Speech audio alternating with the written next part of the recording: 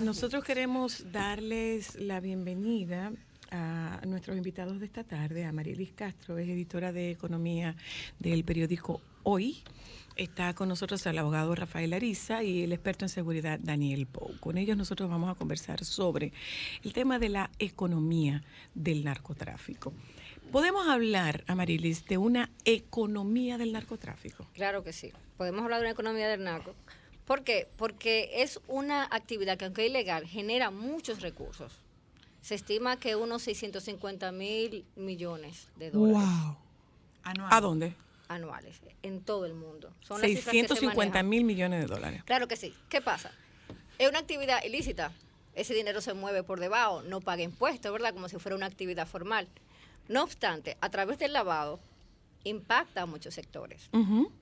Sector de la construcción, es decir, el inmobiliario, impacta en el consumo, en el comercio. Y eso es una muestra que se ve cada vez que cae un gran narcotraficante en el país, como muchos negocios cierran. Entonces, claro que se puede hablar de una economía del narco. Pero estamos hablando en ese sentido, Ariza y Daniel, estamos hablando de lavado específicamente. Sin embargo, hay una economía paralela. Hay empleos indirectos que se generan a través del narcotráfico. Por eso es que decía, cómo a través del lavado. Pero no necesariamente de lavado. De lavado de dinero que genera el narcotráfico. ¿Todo el dinero que genera el narcotráfico es lavado? No. A ver, ¿cómo es? Hay dinero, ¿verdad? Es una actividad ilícita. Que, como dije, mueve millones de dólares. Exacto. Millones de dólares en todo el mundo. La actividad ilícita que más dinero mueve. ¿Cómo ese dinero entonces luego se gasta? Se tiene que lavar. ¿Y cómo se tiene que lavar? Tiene que ser a través de los sectores productivos. Claro. A través del consumo. Ok. Entonces, es ahí como impacta a la economía. Y por eso se puede hablar de que una economía del narco. Ok. ¿Qué mueve esa economía del narco? ¿Cómo están ustedes? Bienvenido. Bienvenido. Mira, cuando Amaril dijo hace un momento que 650 millones, tú dijiste, ¿cuánto? 650.000 millones. Tú dijiste, ¿cuánto? ¿Cómo es posible? Lo cierto es que no hay una medición exacta. O sea, eso siempre obedece a estudios interesados. Quién sabe si en un momento por asuntos políticos o todo eso. Pero no hay una medición exacta. Pero sí hay una gran cantidad de dinero que mueve el narcotráfico. Yo digo que el narcotráfico hay que verlo de 3 puntos de vista. A ver. Primero, el narcotráfico genera un financiamiento importante para los grupos delictivos criminales. Eso es lo primero, genera mucho dinero para ellos. Segundo, ese dinero, ¿qué les sirve a ellos? Ese dinero necesitan ellos, entonces, demostrar que tienen poder, comprar cosas, hacer cosas, financiar cosas. Invierten. Financiar cosas. Claro. Invertir. Lo extraño en el narcotráfico es que ustedes piensan que el narcotráfico solamente es una economía informal que se ve aquí en los barrios, ese tipo de cosas, y en algunas partes. No, el narcotráfico es una economía sumergida. Igual que es una economía secreta. Una economía sumergida, como se llama. Así. Pero entonces, ¿qué pasa con el narcotráfico? Ellos tienen que ese dinero que ellos perciben, hacer muchísimas cosas, y financian todo tipo de actividades criminales. Todo tipo de actividades criminales se financian, pero también tienen que hacer que ese dinero genere dinero. Y lo hacen para que entonces aparezca como un asunto legal. Un asunto legal. Y lo ponen a generar dinero de manera legal, como si fuera un negocio normal. Entonces, por eso no es solamente el narcotráfico. El narcotráfico es la principal economía ilegal del mundo. Lo que genera más dinero. Por encima de la economía de la guerra. Sí, claro. ¿La qué eso? La guerra. Por encima de la economía de la guerra. La guerra está como en 8º lugar. Después está el tráfico humano, en 2º lugar. La trata. La trata de personas. Esa está en 2º lugar. Y después, órganos y todo eso, muchísimas cosas. Vida salvaje. Vida salvaje. ¡Wow! Ese es el tercero. ¡Tanto! Pero el tema es que ustedes ven, bueno, el lavado, no es el lavado solamente, ¿no? El lavado es precisamente la estratificación, es la colocación. Por eso dice lavado, es tratar de conseguir que ese dinero que viene de esos negocios ilegales entre a la banca, se haga un dinero legal y comience a producir dinero legal. Sí, y ahí viene una pregunta, porque me llama mucho la atención el contraste que existe entre este tipo de actividad y cómo de repente puede involucrar personas que no tienen nada que ver con esta actividad delictiva, pero que viven indirectamente se benefician del narcotráfico. Oye, lo que tú estás diciendo, Cristal, oye, la gente no quiere entender que sin el narcotráfico, cualquier economía de un país pequeño como este se derrumba totalmente. Totalmente. Porque la cantidad de empleo indirecto que genera el narcotráfico y la cantidad de personas que viven en el narcotráfico. Por ejemplo, ¿dónde es que más se invierte en narcotráfico? En primer lugar, en la construcción. Bienes raíces. Que es uno de los sectores que más impacta a la economía. Bienes raíces. ¿Tú sabes cuántas personas? Por cómo permea. Claro. O sea, el sector de la construcción es un sector que ¿cuál es la generación de empleos indirectos que tiene el narcotráfico, por ejemplo? Bueno, si tú estás hablando de la primera economía del mundo en cuanto a la cantidad de dinero que produce, tú tienes que saber que hay de todo. De todo. Porque ahí está los dealers de carro, están, plazas comerciales, casas de cambio, restaurantes, todo tipo de tiendas, salones de belleza, préstamos, sí, porque del lado de las financieras. Y todo eso, o sea, el dinero... O sea, nosotros estamos hablando esta tarde de una economía del narcotráfico, pero no nos circunscribimos a la micro, no. Es a la grande. Es a la grande. Bueno, es a la grande. No, ya le corresponde, Daniel. Sí. Ya estamos nosotros hablando aquí, le toca a usted ya. Nosotros hacemos silencio. Por orden de edad. Es a la grande. Mira, te puedo decir, se estipula, de acuerdo a cifras proyectadas, que el narcotráfico mueve alrededor de 400 billones de dólares al año. Después de la economía del petróleo, es la economía más productiva que existe sobre la faz de la tierra. Y lo más interesante, que el valor del narcotráfico no es el valor de la mercancía. ¿Y qué es? El de las rutas de moverla. Un kilo de cocaína puesto en la costa colombiana o venezolana cuesta $900,000. Puesto en New York cuesta $27,000. Puesto en Madrid cuesta 45,000 euros. Puesto en Alemania cuesta 49,000 euros. Puesto en Holanda cuesta 54,000 euros. Aumenta dependiendo del riesgo del traslado. Correcto. Okay. Eso, entonces, es una economía que distribuye.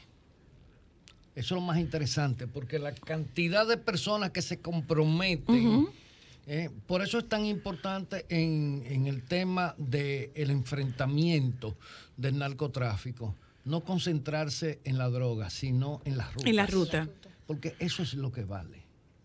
Eso es lo que vale. En Estados Unidos hoy en día se vende la droga dependiendo de los kilómetros que haya atravesado desde la frontera al punto de destino. ¿Cómo así? Sí, la distancia que haya recorrido la droga. Y le suma valor. Le suma valor. Le suma valor. Un kilo de cocaína en Texas, por ejemplo. En Texas no cuesta lo mismo que en Miami. Que en Miami, ni cuesta lo mismo que en Nueva York porque es recorrido más largo. O sea, eso es una de las características fundamentales. Yo les recomiendo a todo el que quiera conocer algo del narcotráfico que se busque el libro, yo lo compré en España, no sé si aquí estará, de Roberto Saviano, que se llama Cómo la cocaína gobierna el mundo. Él es un periodista italiano, un especialista custodiado por los carabineros de Italia, porque él ha hecho estudios profundos sobre el tema de la mafia, de la criminalidad, y en el narcotráfico es su expertise más reciente, y ya ha publicado varios libros, entre ellos Gomorra. Hay una frase que me selló a mí al leer una de sus obras, que se me convirtió a mí un paradigma de lo que puede ser la economía del narcotráfico. Y Saviano dice, si usted piensa que usted tiene dinero y todavía lo cuenta, usted no tiene nada. Los que tienen dinero hoy en día no lo pesan. Lo pesan. Lo pesan. Lo pesan. Es pesado. Por toneladas de billetes. Wow. En México se hizo una incautación en una de esas mansiones que tienen paredes falsas y demás, y bóvedas y cosas. Sí, una mansión que era un búnker para almacenar dinero. Creo que fue en el Real del 14. El Real del 14 fue una zona minera que después quiso adquirir interés turístico porque se da un hongo que es alucinógeno, que las culturas mayas lo han utilizado durante siglos para hacer el viaje astral. Sí. Lamentablemente eso proviene de una cultura ancestral y muchos extranjeros... De la religión gnóstica cristiana. Sí, y muchos extranjeros que han ingerido el hongo, lo que han hecho es suicidarse, tirándose de edificios. Bueno, el viaje astral. Pero el Real del 14 salió justamente de los destinos turísticos mexicanos porque el narcotráfico lo bloqueó. Porque en los alrededor del Real del 14, los narcotráficos tenían búnker donde depositaban dineros.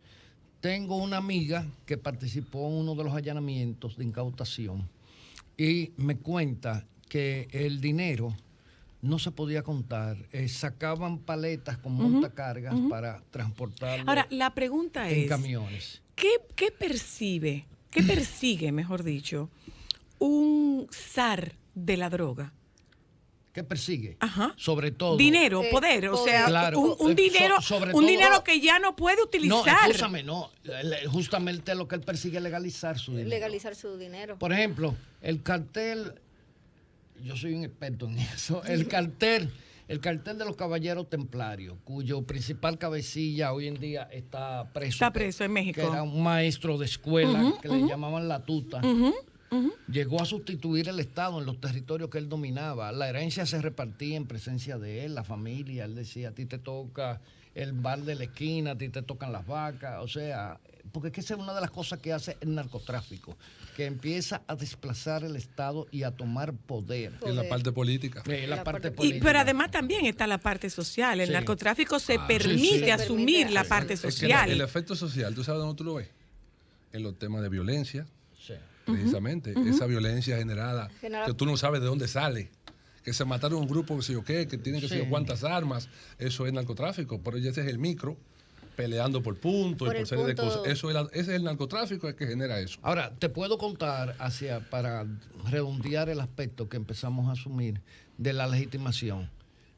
A la fecha de hoy, aunque el cartel de los Caballeros Templarios indiscutiblemente se encuentra sumamente reducido. Pero no desarticulado. No desarticulado. Porque desaparecen los carteles. No desaparece. La estructura se va recomponiendo. Aquí acaba de ir uno corriendo, ya debe haber otro por ahí. Se supone, sí. Claro. El cartel de los Caballeros Templarios tiene una empresa registrada en el Reino Unido y que tiene sus fondos depositados en el Banco de la Corona Inglesa, que es la empresa que más chatarra suple a China. Ellos tienen barcos recorriendo el mundo entero. ¿Y cómo tienen esa empresa? Nada, legal. ¿Cómo lo logran? A través de testaferros. ¿Cómo se nombres de empresas ya reconocidas que tenían 50 años. Yo me he hecho la pregunta, a propósito de eso, yo me he hecho la pregunta, ¿cómo es posible que Forbes coloque al Chapo Guzmán? O sea, ¿en base a qué lo colocan? Entre la lista de los hombres más ricos. ¿Cómo? Te voy a poner como ejemplo. El narcotráfico en países como el nuestro paga 40 centavos de dólar por cada dólar lavado. ¿A quién se lo paga? Al que lo lava. Al lavador. Al que lo lava. O sea, ¿qué tú haces? Es una cosa muy sencilla. Tú dices que yo vendí un carro, este mes 3 millones de dólares en ropa, tal, más cual, lo que sea. Y tú pagas los impuestos de gente no está feliz. Claro. Ahora, ¿qué pasa? ¿Qué tú vas a declarar ganancia con esas supuestas ventas? Yo tengo un amigo que era inspector de impuestos internos hace un tiempo, y cuando empezó todo esto, él se puso a ir a ser guardia.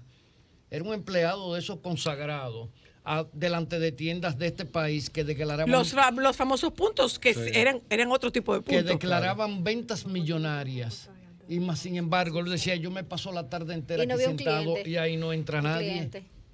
Una tienda vendiendo corbatas, declarando millones de pesos en venta, corbaticas y pañuelos y detalles de hombre. Eso es lavado. Y entonces, ¿qué pasa? Si a ti te van a dar el 40%, tú pagas el 18% del ITEVI y el resto es tuyo. No, pero los conciertos. Viene un artista famoso, Daddy Yankee viene. Y ese concierto de Daddy Yankee, bueno, se vendieron a través de lo que venden de fulano los tickets. 1000 boletas se vendieron. 10,000. no fue nadie o se llenó. O se regalaron una parte. Pero las boletas no se vendieron realmente. No. Okay. Las boletas dijeron que se vendieron y pagaron los impuestos. O sea, el mundo del espectáculo es una vía expedita. Y el deporte también. Y el deporte también. Aquí el deporte.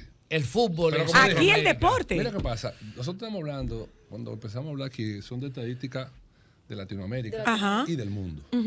Pero nosotros, si nos enfocamos estrictamente en nuestro país, República Dominicana, no necesariamente el comportamiento del lavado es el mismo comportamiento del lavado que en Argentina, en Perú, en otros sitios. Claro. Aquí, en este país, nosotros hemos visto, yo, con la experiencia de casos que he visto, específicamente creo que donde más lavan está el tema de la construcción, por supuesto. Todas esas torres que tú la ves, que entran de hoy a la mañana. ¿Cómo fue que la levantaron? Y venta de van al banco y piden en el banco un préstamo de 200 millones. Pero ellos tienen los 200 millones en el banco y el banco se lo da de una vez, aunque no tengan crédito, porque tienen su mismo dinero depositado. Claro, claro. Antes de la ley de lavado, la ley nueva, el banco no tenía esa obligación. Solamente llenaba un pequeño formulario y decía, ¿y de dónde te sacó esos 200 millones?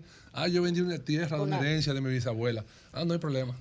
Ahora no. Ahora el hoy banco, día hay que demostrar dónde. El banco puede ser pasible de un sometimiento penal. Y una pregunta. Por eso. Espera. Tenemos otro reportaje que compartir con ustedes. Tenemos este tema a lo largo de todo el programa. Ustedes mencionaron la trata. A mí me gustaría saber cómo se juntan la trata y el narcotráfico cuando regresemos. Vamos a escuchar el reportaje.